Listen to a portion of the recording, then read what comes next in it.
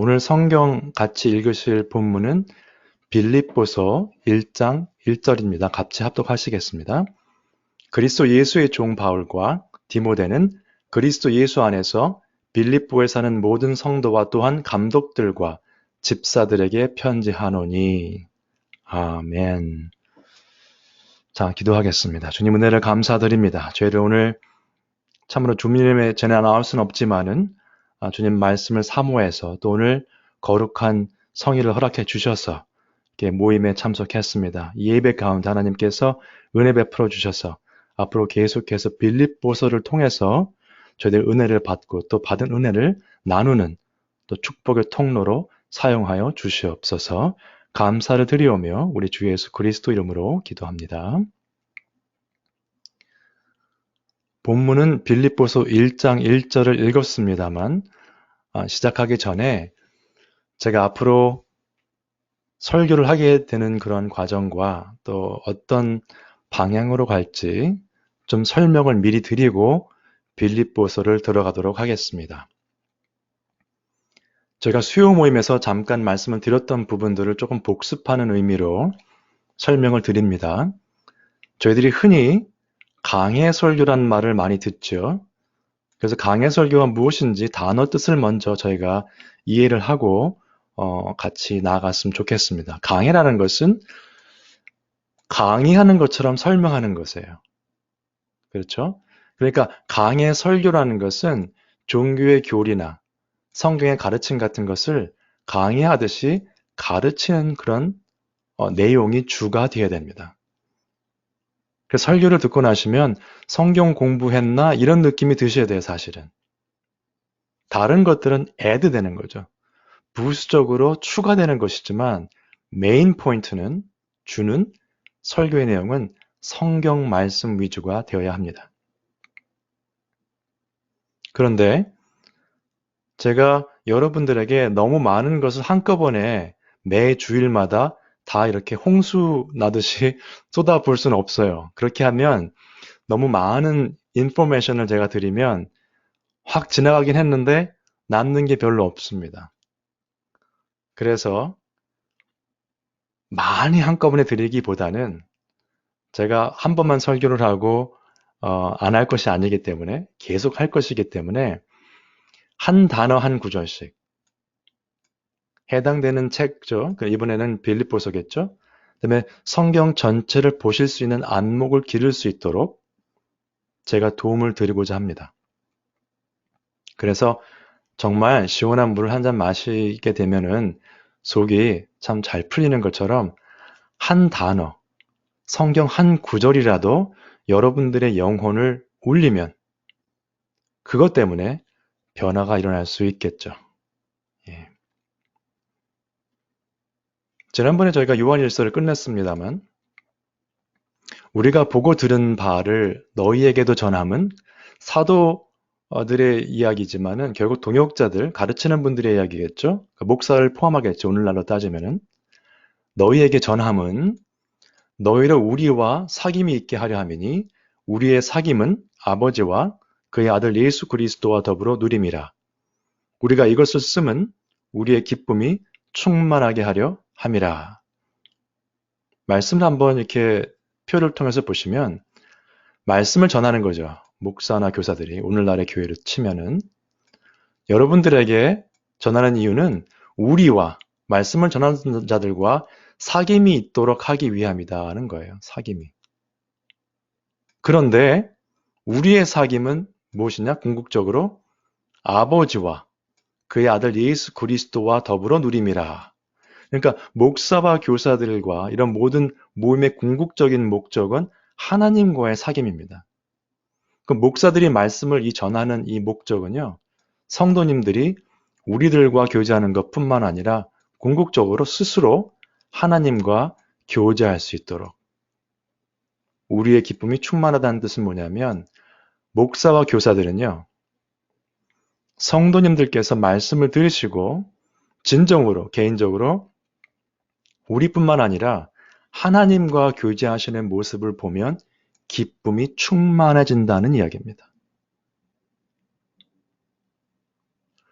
계속해서 그렇다면 교회의 모든 사역은 어때야 될까요? 하나님 중심으로 가야 됩니다. 그래서 사도 바울이 이렇게 말을 했죠. 내가 지금까지 사람들의 기쁨을 구하였다면 그리스도의 종이 아니니라 라고 말을 했습니다. 그래서 하나님께서 기뻐하시는 사역을 하게 되면요. 반드시 하나님의 자녀들은 함께 기뻐하게 됩니다. 기뻐하지 않는 사람들은 뭐예요? 하나님의 자녀들이 아닐 수 있겠죠. 그래서 이런 게 있습니다. 여러분 생각해 보시면은 학교에서 A를 받기 위해서 공부하다가 보면요. A가 목표면 B를 받을 수도 있습니다. 그렇겠죠? 꼭 A를 목표한다고 A를 받을 수는 없겠죠.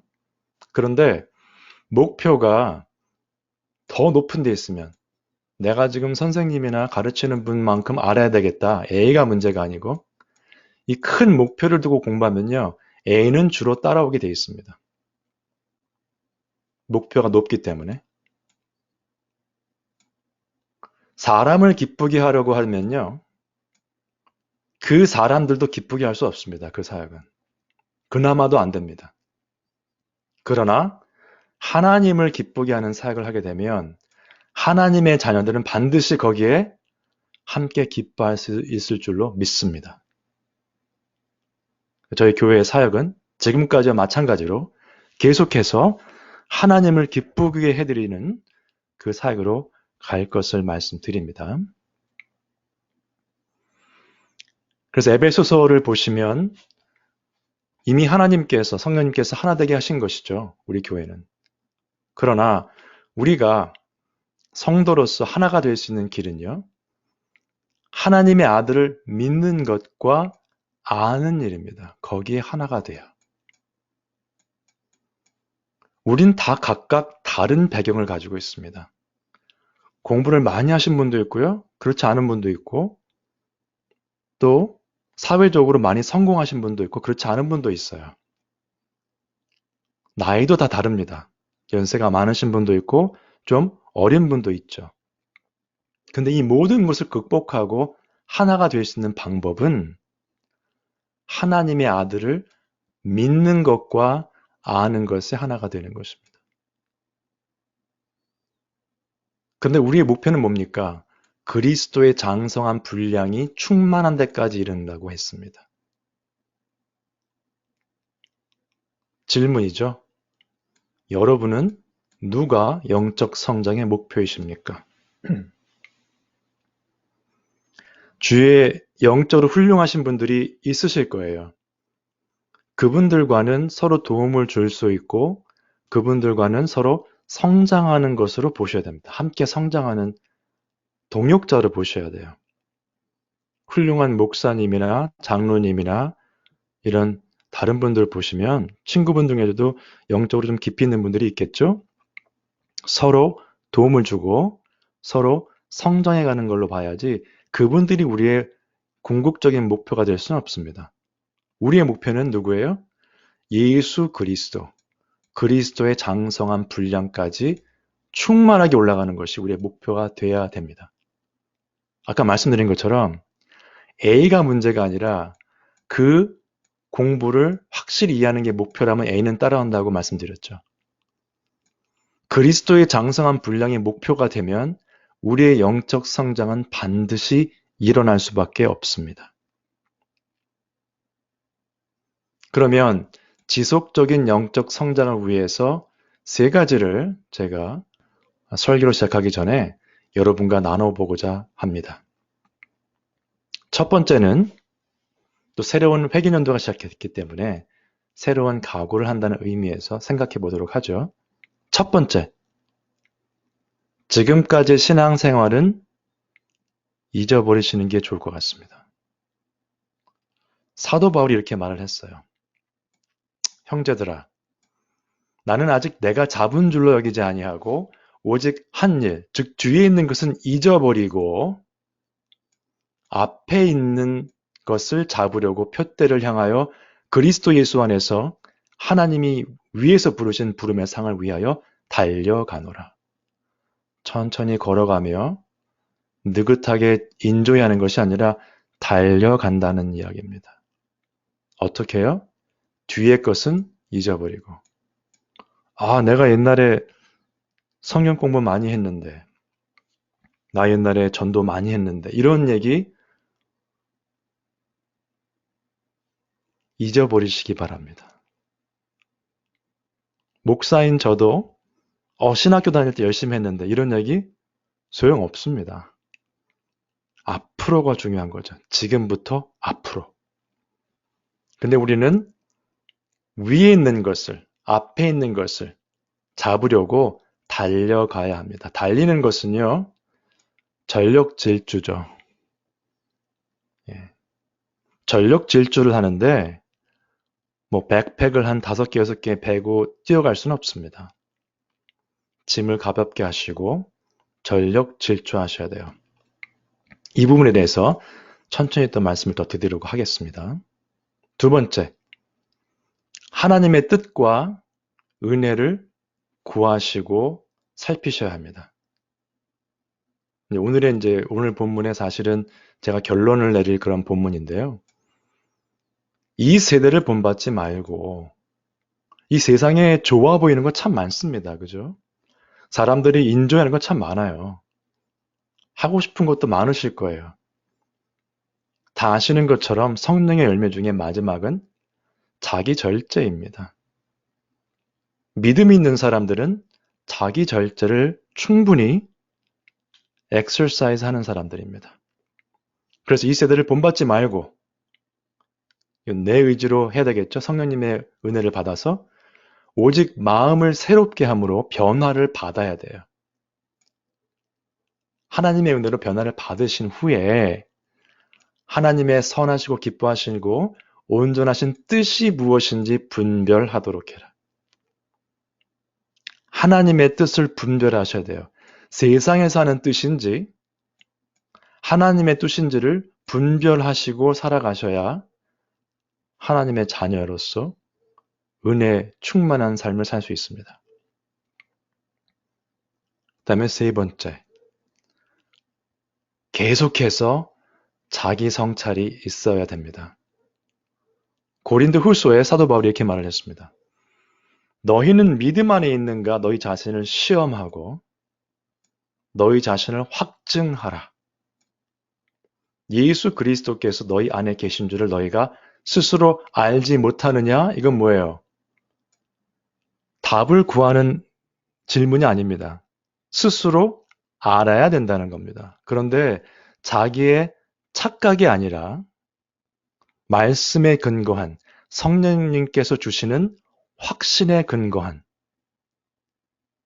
거기에 근거해서 스스로 알아야 된다는 겁니다. 그렇지 않으면 너희는 버림받은 자니라. 상당히 무서운 말씀이죠. 여러분들 혹시 예컨대 지금 예수 그리스도께서 내 안에 계신 것이 확실치 않으시면 계속해서 말씀을 들으실 때 마음을 오픈하시고 하나님의 긍휼과 은혜를 구하시기 바랍니다. 말씀을 듣는 가운데 성령님께서 역사하시면요. 변화를 받아서 확신이 생기게 됩니다. 그 세 가지 계속해서 기억하시면 좋겠습니다. 결국은 말씀드린 것처럼 하나님의 말씀이 능력이다. 예. 지난번에 로버트 가프리라는 분이 그 리폼 쪽에서 이제 하시는 분인데 티올로진이신데 이분이 평생을 말씀 연구하시고 가르치시고 책도 쓰시고 하신 분이에요. 예. 연세가 아주 많으신데요. 이분이 이런 말을 했습니다. 우리 삶의 변화, 교회의 변화 다 마찬가지겠죠. 교회를 변화시키는 개혁하는 단 한 가지 방법은 우리 이제 옛날에 그 영어 배우실 때 keep ing 배우셨죠. keep 계속적으로 말씀을 공부하는 것, 계속적으로 말씀으로 돌아오는 것, 그리고 계속적으로 말씀을 바라보고 계속적으로 그 말씀대로 살려고 하는 것. 여러분 어떠세요? 아니, 평생 공부한 사람이 결국 말씀 얘기하는 거네. 그죠? 간단합니다. The Word of God, 하나님의 말씀에 능력이 있다는 겁니다. 다른 거 없습니다. 말씀으로 돌아오시면 그 능력을 체험하시고 그 능력 때문에 이 모든 환난과 어려움 가운데도 넉넉히 승리하실 줄로 믿습니다. 그래서 오늘부터 그쵸? 뒤에 것은 내려놓고 앞에 것을 바라보시면서 하나씩 하나씩 가시면 영적인 성장을 함께 기뻐하면서 그 순례자의 길이죠. 영적인 성장의 길을 함께 갈 수 있을 것 같습니다. 네. 자, 이제 빌립보서 들어갑니다. 근데 오늘 첫 시간이기 때문에 빌립보서의 어떤 그 배경을 좀 설명을 미리 드릴게요. 그래서 다음 주부터는 verse by verse, 그러니까 각 구절마다 하겠지만은 오늘은 배경 설명을 좀 많이 드리도록 하겠습니다. 옥중서신 중 하나입니다. 그래서 이제 사도 바울이 감옥에서 썼던 에베소서, 빌립보서, 빌레몬서, 골로새서 네 가지죠. 네 개가 이제 옥중서신인데 그 중에 하나고 그 다음에 로마 감옥. 지금 사도행전 마지막 장을 보시면 그때 갇혀 있죠. 그때 쓰여졌던 걸로 알려져 있습니다. 그럼 빌립보 교회에서 좀 알아야 되겠죠. 빌립보 교회가 어떻게 세워졌나 한번 살펴보도록 하겠습니다. 바울이 이제 1차 전도여행을 끝내고 2차 전도여행을 시작을 했는데 15장부터요. 사도행 15장부터. 근데 안타깝게도 15장 끝에 부분에서 바나바와 다툼이 일어납니다. 그래서 각각 다른 길로 전도여행을 떠나게 되는데 나중에 뒤를 읽어보면 그것도 다 하나님의 은혜였습니다. 하나님의 전적인 은혜로 이 전도 사역이 이루어진 거예요. 그때가 이제 AD 49에서 51년 사이니까 지금 말씀드린 것처럼 빌립보서가 한 60년, 62년경에 쓰여졌다면 이 교회를 세운 후에 한 10년 남짓 지난 후에 쓴 서신서입니다. 나중에 보시면 아시겠지만 빌립보에 있는 교인들 영적 성장이 그 10년 안팎되는 기간 동안 상당했습니다. 한번 보시면 많이 도전이 되실 거예요. 사도행전 16장 잠깐 좀 보죠. 성령이 아시아에서 말씀을 전하지 못하게 하시거늘, 그러니까 성령님께서 아시아 쪽에서 말씀을 못 전하도록 하셨어요. 오늘날의 터키죠. 아시아 쪽이라고 되어 있습니다. 그래서 여기에 그들이 부르기아와 갈라디아 땅으로 다녀가, 그러니까 갈라디아 쪽이죠. 부르기아. 무시아 앞에 이르러, 그러니까 미시아 여기 쪽인데요. 비두니아로 가고자 애쓰다. 그러니까 아시아가 이렇게 이쪽 보시면 돼요. 이게 아시아예요. 비두니아로 가려고 이제 아시아 쪽으로 가려고 했는데 예수님의 영이 또 허락지 않으셨어요. 두 번째. 처음엔 성령께서 막으셨고 두 번째는 예수님께서 막으셨습니다. 그래서 할 수 없이 무시아를 지나서 드로아로 갔어요. 밤에 환상이 나타납니다. 그래서 세 번째 이제 사인이 나타난 거죠. 마게도냐 사람이 나타났어요. 환상에. 이 마게도냐. 지금으로 치면 그리스죠. 그에게 청하여 이르되 마게도냐로 건너와서 우리를 도우라 하거늘 바울이 그 환상을 보았을 때 우리가 곧 마게도냐로 떠나기를 힘쓰니 이는 하나님이 저 사람들에게 복음을 전하라고 우리를 부르신 줄로 인정함이러라. 바울이 환상을 봤는데요. 사도행전을 쓴 누가가 이렇게 말합니다. 우리가 환상을 다 본 건 아니었지만 다른 사람들도 말씀에 센시티브하게 그렇죠? 있던 사람들이기 때문에 바울이 그 말을 했을 때 그쪽으로 가서 복음을 전하는 말씀이구나 라고 알고 떠났죠. 여러분 앞에서 이 두 절을 보시면 이쪽을 보시면 마치 여기는 그냥 바울이 원했던 것처럼 아시아에 가서 말씀을 전했으면 좋겠다 이랬던 것처럼 생각하실 수가 있는데 아닙니다. 이 부분들도 분명히 많은 기도와 각고의 노력 끝에 그런 생각을 가졌겠죠. 그러나 하나님께서 그러한 마음을 아셨지만은 하나님의 뜻 가운데 마게도니아 쪽으로 인도하신 거죠. 그래서 여기 빌립보로 가게 됩니다. 빌립보. 그럼 빌립보는 어떤 도시냐 한번 보도록 하겠습니다. 옛날에 금광으로 유명했던 지역이고요. 그 다음에 마게도니아 빌립 2세가 BC 4세기경에 그 도시를 점령하고 자기 이름 빌립이란 이름을 따서 그렇게 성을 세웠습니다. 빌립 2세는요, 마게도니아 빌립 2세는 우리가 잘 알고 계시는 알렉산드리아 대왕의 아버지입니다. 그게 이제 BC 3세기경부터는 로마 제국의 관할 안에 들어가게 되는데 완전히 그 안에 들어간 것은 BC 1세기경도 됩니다. 그래서 사도행전 지금 보시면은 16장 다시 한번 보시면요.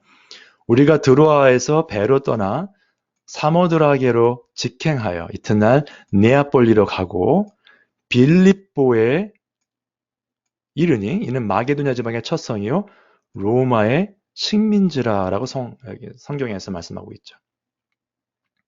로마의 식민지다. 역사적인 사건이기 때문에 이 배경을 조금 알고 계시면 좋아요. 로마의 식민지로서 어떤 그 로마 제국의 어떤 특권도 많이 누렸던 그런 도시입니다. 사도 바울에게는 2차 전도 여행에서 첫 번째 유럽의 전도지였고, 그래서 이 서신서의 내용이 굉장히 개인적이고 사랑이 듬뿍 들어가 있는 그런 서신서입니다. 여러분 요즘 팬데믹 때문에 집에 많이 계시고 또 여러 가지 힘든 상황을 많이 겪으시잖아요. 그래서 제가 지난 여름 동안에 여러 가지 책을 놓고 기도를 했는데 빌립보서만큼 위로와 또 도전이 되는 책이 지금 시기적으로 볼 때 없겠다 해서 첫 번째 책으로 저희가 고르고 지금 준비를 했습니다. 그럼 빌립보 교회 조금 더 설명을 드리면 어떻게 빌립보 교회가 생겨났는가? 사도행전 얘기입니다. 16장. 안식일에 우리가 기도할 곳이 있을까 하여 문 밖 강가에 나가 거기에 앉아서 모인 여자들에게 말하는데, 근데 보통 우리 사도행전이나 여러 가지를 보시면은 아시겠지만은 사도 바울은 안식일에 회당에 갔죠. 예외 없이 회당을 찾아갔습니다. 근데 여기서는 회당을 못 갔어요. 그러니까 기도할 곳을 찾았다는 걸 보니까 거기에 회당이 없었던 겁니다.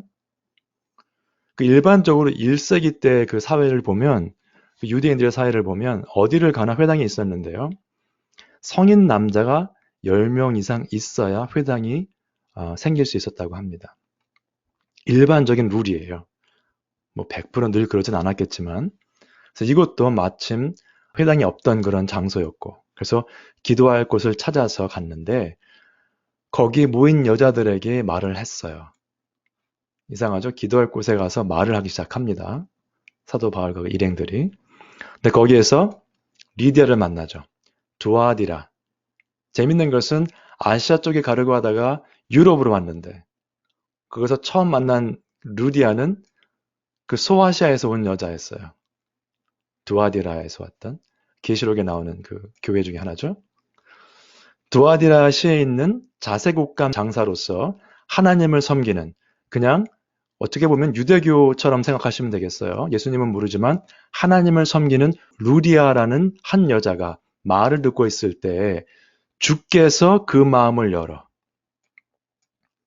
중요한 포인트입니다.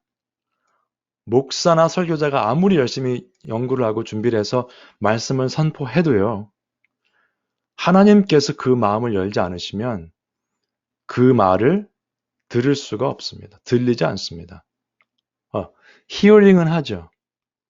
마음판에 새겨줄 수가 없는 것입니다.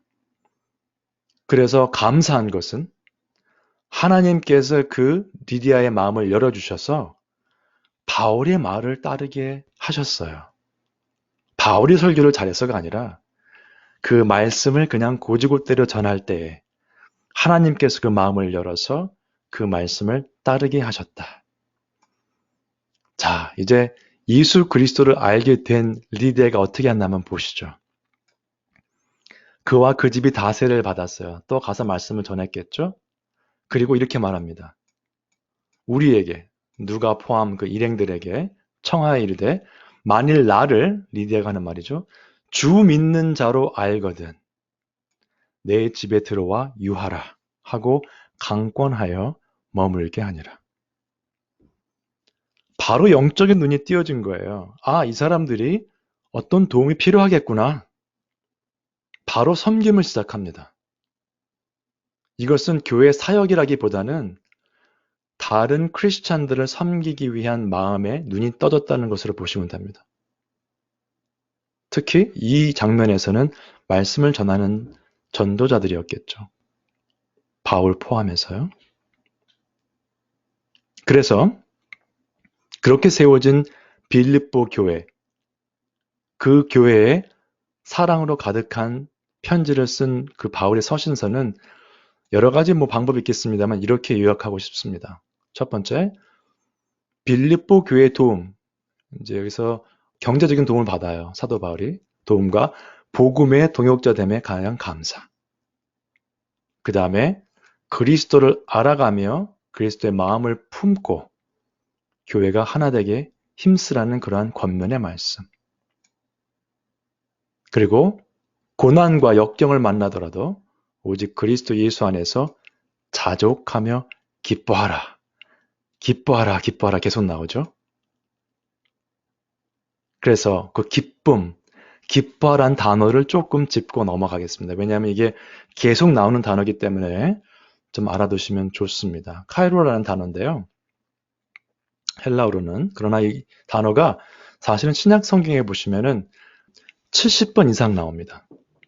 근데 빌립보서 짧은 서신서에 한 12번, 10번 이상 나오게 돼 있어요. 그래서 기뻐하라, 그러니까 위로하는 서신서로 많이 알려져 있죠. 빌립보서가. 그런데 한 가지 더 기억하실 것은 기뻐하라는 말이 10번 이상 나왔지만은 그리스도 안에서라는 말이 30번 이상 나옵니다. 빌립보서에. 주 안에서 기뻐하라. 주 안에서 계속 나와요. 그래서 이번 설교 시리즈가 제 주제를 주 안에서 항상 기뻐하라로 잡았습니다. 이건 강조죠. 다시 말하노니 기뻐하라. 근데 이 기쁨은요, 기쁨은 이제 rejoice라는 단어를 이제 영어로 많이 쓰는데요. happiness랑은 좀 다릅니다. 행복하다, happy란 단어는 뭐냐면요. 사전적인 걸 찾아보시면 이렇습니다. 주위에 예기치 않은 거, 아니면은 내가 몰랐던 거, 내가 없던 것이 생겼을 때 해피해져요. 사람들이. 그러니까 이 조건들이 없으면 해피할 이유가 별로 없겠죠? 이유가 있어야 돼요. 뭔가 세상적으로 아니면 나한테 좋은 게 있으면 해피하다고 표현하고 있습니다. 단어의 그 특성상.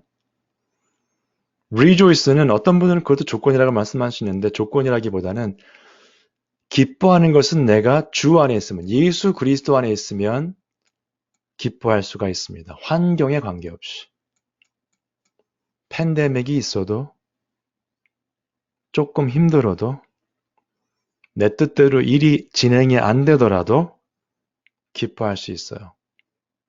근데 해피는 내 뜻대로 돼야 해피한 겁니다. 내가 승진을 해야 해피한 것이죠.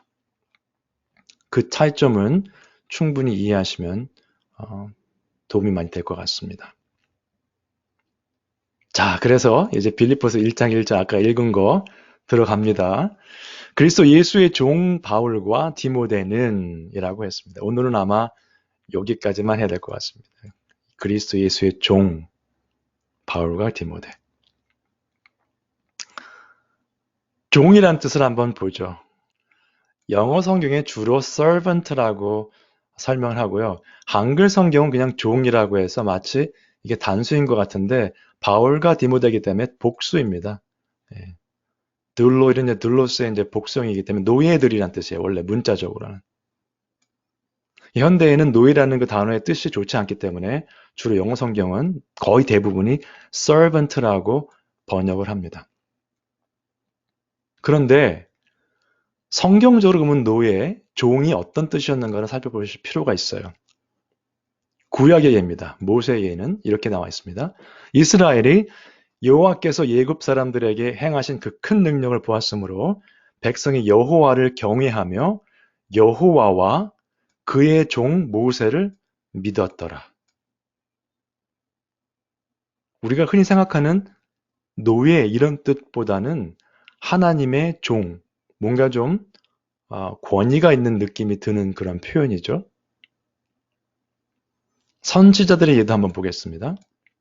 그러므로 여호와께서 그의 모든 종, 선지자를 너희에게 끊임없이 보내셨으나 너희가 순종하지 아니하였으며 귀를 기울여 듣지도 아니하였도다.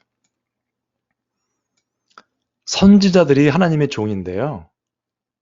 사람들이 원래는 들었어야 되는 건데 안 들었다는 거죠. 여기도 역시 모세의 예처럼 어떤 권위가 좀 느껴집니다. 신약의 예를 보겠습니다. 네가 종으로 있을 때에 부르심을 받았느냐 염려하지 말라. 신약 때는 종이라는 개념이 그렇게 긍정적이지 않았던 것 같아요. 염려하지 말라고 돼 있죠. 종으로 있을 때 부르심을 받았더라도. 왜냐하면 네가 자유롭게 될 수 있거든 그것을 이용하라. 그러나 주 안에서 부르심을 받은 자는 종이라도 주께 속한 자유인이다. 그러니까 분명히 1세기 때는 종과 자유인의 차이가 있었던 거예요. 차이가. 종은 조금 안 좋은 거였고 자유는 분명히 좋았던 것으로 느껴졌겠죠. 또 그와 같이 자유인으로 있을 때에 부르심을 받은 자는 그리스도의 종이다. 그래서 표현을 하면서 고린도전서에서 사도 바울이 그것을 설명해 줍니다.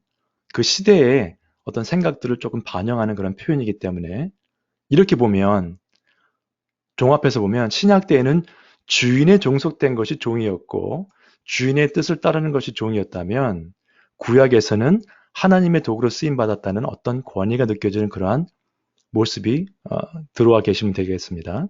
근데 신약 때도요 사실은 종들이 항상 아무것도 못했던 것은 아니에요. 어떤 종들은 자기 주인보다 더 지식이 뛰어났습니다. 그래서 자기 주인의 자녀들을 가르치는 종들도 있었어요. 네. 그리고 참고로 그때는요, 신약 때에는 그 노예 제도가 활발했기 때문에 그때 당시엔 많은 그 문화가 그랬잖아요. 그래서 그때는 로마 제국의 거의 20%까지, 15%에서 20%까지가 노예였다고 합니다. 그때 한 6천만 명이 로마에 살았다고 하는데 그 제국 영토 안에 그러면 1,000만 명에서 한 1,200만 명 정도가 노예였다는 거죠. 상당히 많은 숫자였습니다. 참고하시고요. 그렇다면 그걸 종합해 보면 하나님께서 택하시고 기쁘게 사용하시는 도구다. 왜냐하면요. 종은 신약이 됐던 구약이 됐던 그 종들은 주인의 뜻을 살피는 사람들이에요. 주인이 주신 메시지를 전하는 사람들이었고요. 그래서 하나님께서 택하시고 기쁘게 사용하시는 도구들이었다. 이렇게 이해하시면 되겠습니다. 그러면 그 주인을 섬기는 종은요. 값을 주고 샀기 때문에 두 주인이 있을 수 없습니다. 주인은 한 사람이에요. 한 사람의 주인이 여러 종을 이렇게 부릴 수는 있지만은 한 종이 여러 주인을 섬길 수는 없었습니다. 마태복음에 이렇게 나와 있죠. 한 사람이 두 주인을 섬기지 못할 것이니 혹 이를 미워하고 저를 사랑하거나 혹 이를 중히 여기고 저를 경히 여김이라. 너희가 하나님과 재물을 겸하여 섬기지 못하니라. 근데 하나님과 재물이라는 예를 들었는데요. 재물, 하나님 외에 다른 거 다 포함난다고 보시면 돼요. 재물이 가장 흔한 얘기 때문에 썼죠. 재물만을 포함하는 게 아닙니다. 요즘은 어떻습니까? 하나님을 섬기면서 다른 거를 하겠다는 사람들이 많아요. 예. 이렇게 설명들 많이 하죠. 우선순위다. 네, 하나님의 넘버원이고 가정, 직장, 뭐 다른 거는 부수적인 넘버 2, 3, 4로 가면 되는 거 아니냐. 네, 이렇게 말들을 하는 분들이 많이 있고 또 그렇게 설명들을 많이 합니다. 근데 실제로 보시면요. 우선순위의 문제가 아니고 하나님은 이 순위에 들어가질 않으세요. 하나님은 우리의 주인이시기 때문에 순위가 아닙니다. 가정, 뭐 직장, 여기는 저희가 순위를 매길 수 있겠죠. 어떤 분들은 직장에 집중하시는 분도 있고 어떤 분들은 뭐 명예에 하시는 분도 있겠죠. 마태복음 25장 보시면 이렇게 나오죠. 달란트에 비유해서. 일을 잘하고 충성되었던 종들에게는 잘하였도다 착하고 충성된 종아라고 칭찬하십니다. 여러분들은 어떠세요? 이 표현을 들으시면 그냥 멀리 먼 훗날 들을 이야기구나. 지금 삶은 바쁘니까 관계가 없구나 생각하실 수 있어요. 그런 생각을 하시면 어떻게 되는지 아십니까? 가정에서 아이들에게 인정받는 게 최우선이 돼버립니다. 우리 엄마 아빠 최고야라는 소리를 듣기를 원하세요. 이 하나님의 칭찬보다는 직장에서 상사들에게 인정받고 싶어 합니다. 제가 말씀드리는 것은 가정과 직장 이런 데서 최선을 다하지 마시라는 그런 의미가 아닙니다. 당연히 좋은 부모가 되어야 될 것이고 직장에서 크리스찬으로서 최선을 다해야 되겠죠. 그러나 우리가 결국에 가서 하나님의 칭찬을 듣는 것에 목적이 있어야 될 것 같아요. 처음에 서두에 말씀드렸던 거 기억하시죠? 뒤에 것은 내려놓고 앞에 상급을 향해 달려간다. 개개인 그 성도님들 가운데 이런 모습이 있어야만이 하나님의 종이 되는 것입니다. 여기도 보세요. 종아라고 착하고 충성된 종아. 하나님의 종은요. 게으른 종이 될 수 없습니다. 하나님의 종은 믿음이 가지 않는 종이 될 수 없어요. 이것은 모든 성도님들께 해당되는 말씀입니다. 그래서 오늘 질문입니다. 여러분은 그리스도 예수의 종으로 살고 계십니까? 제가 편의상 늘 이렇게 질문을 드릴 거예요. 여러분은 하면서 말씀을 드릴 텐데요. 제가 여러분이라고 말씀드릴 때는요. 저는 괜찮고 여러분은 하고 질문 드리는 게 아닙니다. 제가 일주일 내내 말씀을 묵상하고 연구하고 준비하면서 저에게 했던 질문을 여러분에게 드리는 거예요. 설교 시간이기 때문에. 제가 마음 아팠던 부분을 여러분께 나눌 수도 있고요. 제가 회개했던 부분을 여러분께 나눌 수도 있습니다. 저랑 상관없는 말씀이 아니라는 거 기억하시면 좋겠습니다. 그래서 여러분은 그리스도 예수의 종으로 살고 계십니까? 그리스도 예수의 종은 어떤 모습이어야 된다고 했죠? 이 세상 것을 닮아가는 것이 아니라 하나님을 닮아가는 자, 말씀 안에서 하나님의 뜻을 알고자 하는 자, 그 뜻대로 살고자 하는 자들이 예수 그리스도의 종이겠죠. 그래서 오늘의 결론은 로마서 12장 2절 가겠습니다. 너희는 이 세대를 본받지 말고 오직 마음을 새롭게 함으로 변화를 받아 하나님의 선하시고 기뻐하시고 온전하신 뜻이 무엇인지 분별하도록 하라. 하나님의 종으로서 마땅히 해야 할 일입니다. 하나님의 뜻이 무엇인지, 기뻐하시고 선하신 뜻이 무엇인지를 분별해서 그 뜻대로 살아감으로 하나님, 예수 그리스도께서 재림하셨을 때, 혹은 저희가 천국에 갔을 때, 착하고 충성된 종이라는 칭찬을 듣는 여러분과 제가 될 수 있기를 주님의 이름으로 축원합니다. 기도하시겠습니다. 주님 은혜를 감사드립니다. 저희를 새로운 회개년도를 맞아서 첫 예배를 올려드립니다. 하나님께서 은혜 주심으로 예수 그리스도의 종이 어떤 삶을 살아야 할지를 다시 한번 배우고 각오를 새롭게 하는 시간 주심을 감사드립니다. 저희들 모두가 하나님 뜻을 분별하며 그 뜻대로 살아가기를 갈망하며 열심을 다해서 달려가는 모든 성도와 저희를 다 될 수 있도록 주님 은혜 베풀어 주시옵소서. 감사를 드리오며 우리 주 예수 그리스도 이름으로 기도합니다. 아멘.